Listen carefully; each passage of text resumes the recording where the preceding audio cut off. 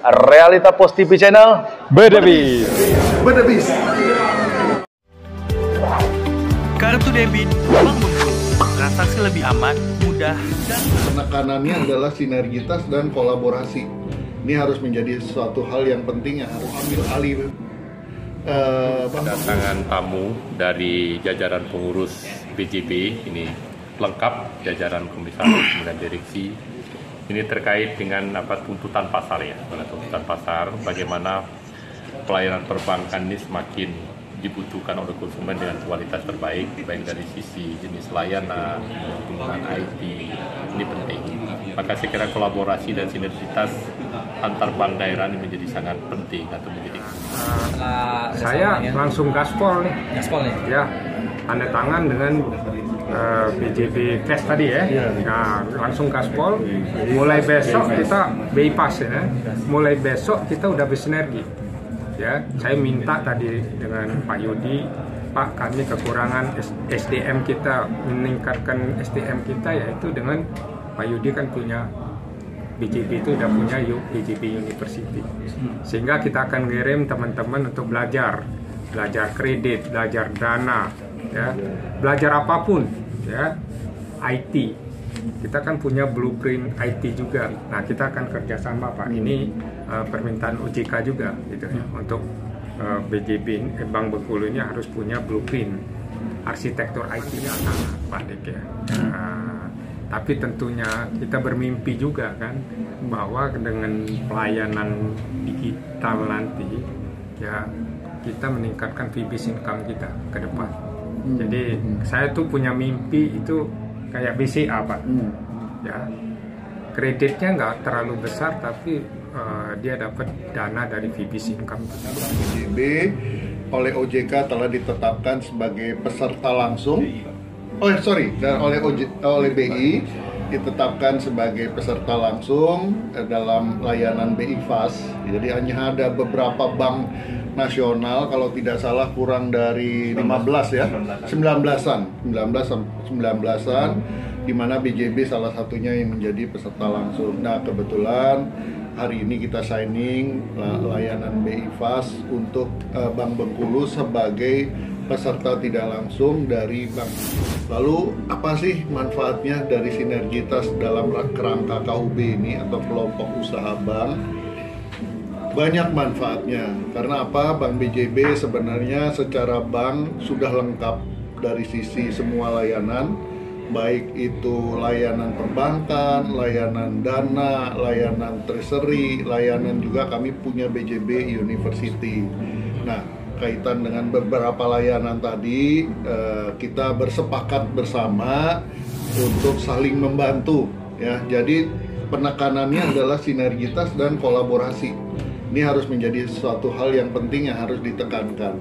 Jangan melihat pada fungsi BJB melakukan penyertaan modal yang digambarkan seperti seakan-akan mau ambil alih Bank Bengkulu. Enggak. Tolong ini dipahami, jangan seperti itu. Jadi benar-benar sinergitas dan kolaborasi di antara kita. Ya, jadi tujuan BJB masuk lebih dalam rangka penguatan modal yang diminta oleh oleh OJK. Itu pertama pentingnya. Tapi bukan berhenti di situ, tapi berlanjut pada bagaimana mensinergikan bisnis antara Bank BJB dengan Bank Bengkulu. Bank Bengkulu apa yang bisa diberikan kepada BJB, apa juga yang bisa BJB berikan kepada Bank Bengkulu. Nah, tadi kan saya sudah sampaikan, misalnya Bank Bengkulu perlu menjadi bank devisa, kami sudah sebagai bank devisa. Lalu Bank Bengkulu perlu mengenai pendidikan para pegawainya menjadi talent-talent yang mempunyai expert dalam bidang misalnya pembiayaan, treasury. Kita punya BJB University, Corporate University BPD pertama yang ada di Indonesia, dan sudah lama, bukan baru kita menyiapkan. Nah, ini menjadi sangat penting di dalam kita bersinergi. Apa sih manfaatnya buat BJB sendiri? Banyak manfaatnya. Kami punya jaringan, punya kepanjangan tangan, punya saudara di Bengkulu yang dimana kami nggak ada di sini. Tapi satu lagi yang baik daripada POJK nomor 12 dalam rangka KUB, masing-masing berdiri sendiri tapi bersinergi gitu. Ini yang harus dipahami oleh teman-teman semua. Mohon dipublikasinya dengan bahasa yang baik, karena kadang-kadang kan susahnya dipelintir-pelintir nih nanti kan. Ya, jadi saya datang sini kan bisa lihat bagaimana kita akrab, cair dan sebagainya. Nah, saya bawa beberapa pemimpin divisi, ada hubungan kelembagaan, ada pengendalian keuangan, ada treasury, ada international banking. Artinya BJB serius mensupport Bank Bengkulu yang saat ini masih berada pada buku 1 kalau nggak salah ya Pak Romi ya. Sebelumnya buku 1, sekarang KBMI 1. Nah, ini tentu akan memberi manfaat. Apa manfaat buat BJB, apa manfaat buat Bank Bengkulu? Buat kami, makin banyak transaksi yang dilakukan, tentu fee based income, sharing fee itu menjadi sangat penting buat kita bersama. Apa yang diambil manfaat oleh Bank Bengkulu, makin orang-orang yang makin expert, tentunya kan mereka lebih berani. Bukan hanya membiayai kredit pada ASN aja. Sekarang kan mungkin portfolionya 80%, 20%, 80-nya pada segmentasi pembiayaan non produktif dalam yang biasa disebutkan non produktif dan produktif. Non produktif ada 80% pembiayaan hanya pada satu segmen aja. Padahal dunia perbankan ini kan berkembangnya sangat signifikan. Nah, BJB itu sudah shifting dari tadinya juga sama, sekarang sudah di 60%-an yang non produktifnya, 40%-nya sudah pembiayaan ke korporasi. Kita bisa bersinergi pembiayaan infrastruktur daerah. BJB punya pinjaman daerah. Nah, di Bengkulu ada, tapi mungkin porsinya lebih kecil. Nah, kita bisa barengan daripada diambil bank lain, benar nggak? Yeah. Daripada diambil, kita sesama saudara, sesama bank daerah bisa kerjasama di sana gitu. Daripada nanti, pemerintah daerahnya bilang, Bank Bengkulu nggak bisa punya porsi di sana karena kecil BMPK-nya. Udah serahin aja bank apalah mungkin ya, Bank Himbara atau siapapun. Kan sayang, nggak balik lagi ke PAD-nya daerah dalam bentuk dividen gitu. Nah, ini ya pentingnya kenapa semangat sinergitas antara bank daerah, antara BJB dengan Bank Bengkulu adalah ujungnya apa yang dihasilkan itu kembali ke daerah tersebut. Tolong tuh nanti ditekankan seperti itu. Ya, jadi kembalinya kepada daerah tersebut masing-masing. Manfaatnya sebagai bank devisa di sini industri perkebunan kelapa sawit ada, pertambangan ada, semuanya ekspor. Terus manfaatnya buat Bank Bengkulu saat ini nggak ada, Pak. Apa yang dihasilkan? Transaksi trade-nya nggak ada. Nah, kalau kita bersinergi, saya membuka ruang untuk kita Bank Bengkulu jadi bank devisa, ini menjadi baliknya ke Bank Bengkulu kembali. Nah, ini yang sebenarnya maksud tujuan kami dengan teman-teman dari Bank BJB ke sini, karena Bank BJB secara bank memang kita bank BPD terbesar dan BUMD terbesar di Indonesia. Nah, kalau semangatnya antar BPD adalah semangat sinergitas. Karena apa? Karena kami tahu karakter kita masing-masing. Karena saya memahami, teman-teman memahami apa yang perlu disupport oleh daerah yang menjadi partner atau saudaranya. Nah, berbeda dengan orang yang tidak tahu karakter daerah, terus masuk, yang dikejar adalah apa? Profit, dia tarik ke pusat. Nggak ada manfaatnya buat daerah. Sekarang misalnya Bank Himbara, saya juga dari sana, masuk ke Bank Bengkulu, apa yang diambil? Ya dia tarik ke pusat semua. Apa masuk ke PAD-nya daerah? Enggak. Kan? Ini yang menjadi concern kami. Kita balikin lagi, kita hanya sebagai, saya yakinkan, saya jamin kepada teman-teman semua, tidak ada tuh lambang BJB di setiap layanan Bank Bengkulu, tapi engine-nya ya Pak Robi, silakan gunakan ini sebagai engine-nya Bank Bengkulu. Kita fee sharing aja, udah kan? Dua-duanya untung. Saya sana berapa, ini kita berapa, ya sudah. Yang penting Anda pakai. Saya tidak memperlihatkan emblemnya BJB. Enggak, silakan oleh teman-teman di Bank Bengkulu gitu. ini sebagai bagian dari sinergitas itu. Mungkin itu, Pak. Sejauh ini di bawah naungan BJB selain Bank Bengkulu, bank apa aja nih, Pak?